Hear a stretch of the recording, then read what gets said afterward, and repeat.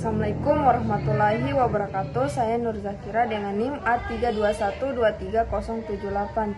Di sini saya akan menjelaskan tentang materi sistem peradilan. Yang pertama, Mahkamah Konstitusi. Mahkamah Konstitusi adalah salah satu kekuasaan kehakiman di Indonesia. Sesuai dengan Undang-Undang 1945 atau perubahan ketiga, kekuasaan kehakiman di Indonesia dilakukan oleh Mahkamah Agung dan Mahkamah Konstitusi.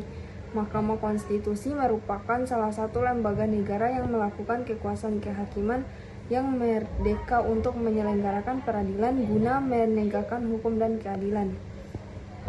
Selanjutnya, kewajiban dan wewenang. Menurut Undang-Undang Dasar 1945, kewajiban dan wewenang Mahkamah Konstitusi adalah yang pertama, berwenang mengadili pada tingkat pertama dan terakhir yang putusannya bersifat final untuk menguji undang-undang terhadap undang-undang dasar. Memutus sengketa, kewenangan lembaga negara yang kewenangannya diberikan oleh Undang-Undang 1945.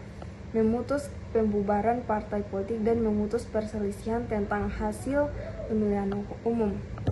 Kedua, wajib memberi putusan atas pendapat Dewan Perwakilan Rakyat mengenai dugaan pelanggaran oleh Presiden dan atau Wakil Presiden menurut Undang-Undang 1945. Ketua Mahkamah Konstitusi dipilih dari dan oleh Hakim Konstitusi masa jabatan 2 tahun 6 bulan. Selanjutnya, Mahkamah Konstitusi mempunyai 9 hakim konstitusi yang ditetapkan oleh Presiden. Hakim konstitusi diajukan masing-masing 3 orang oleh Mahkamah Agung, 3 orang oleh Dewan Perwakilan Rakyat, dan 3 orang oleh Presiden. Masa jabatan hakim konstitusi adalah 5 tahun dan dapat dipilih kembali untuk 1 kali masa jabatan berikutnya. Selanjutnya, wewenang MK. Yang pertama, Mahkamah Konstitusi berwenang mengadili pada tingkat pertama dan terakhir yang putusannya bersifat final, yaitu untuk menguji undang-undang terdapat Undang-Undang Dasar Negara Republik Indonesia tahun 1945. Dan yang kedua, memutus sengketa, kewenangan lembaga negara yang berwenang diberikan oleh Undang-Undang Dasar Negara Republik Indonesia tahun 1945. Ketiga, memutus pembubaran partai politik dan memutus perselisihan tentang hasil pemilihan umum.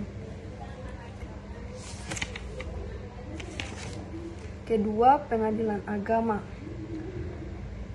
Yang pertama, mengadili agama merupakan sebuah lembaga peradilan di lingkungan peradilan agama yang berkedudukan di ibu kota, kabupaten, atau kota.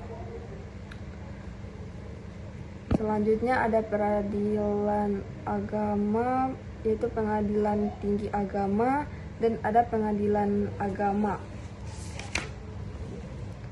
Selanjutnya, sebagai pengadilan tingkat pertama, pengadilan agama memiliki tugas dan wewenang untuk memeriksa, memutus, dan menyelesaikan perkara-perkara antara orang-orang yang beragama Islam di bidang seperti perkawinan, warisan, wasiat, dan hibah yang dilakukan berdasarkan hukum Islam, dan wakaf dan sedekah, dan ada ekonomi syariah.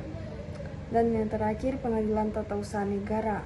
Pengadilan tata usaha negara atau biasa disingkat dengan PT-UN merupakan sebuah lembaga peradilan di lingkungan peradilan tata usaha negara yang berkedudukan di ibu kota, kabupaten, atau kota. Sebagai pengadilan tingkat pertama, pengadilan tata usaha negara berfungsi memeriksa, memutus, dan menyelesaikan sengketa tata usaha negara. Itu saja yang dapat saya sampaikan. Wassalamualaikum warahmatullahi wabarakatuh.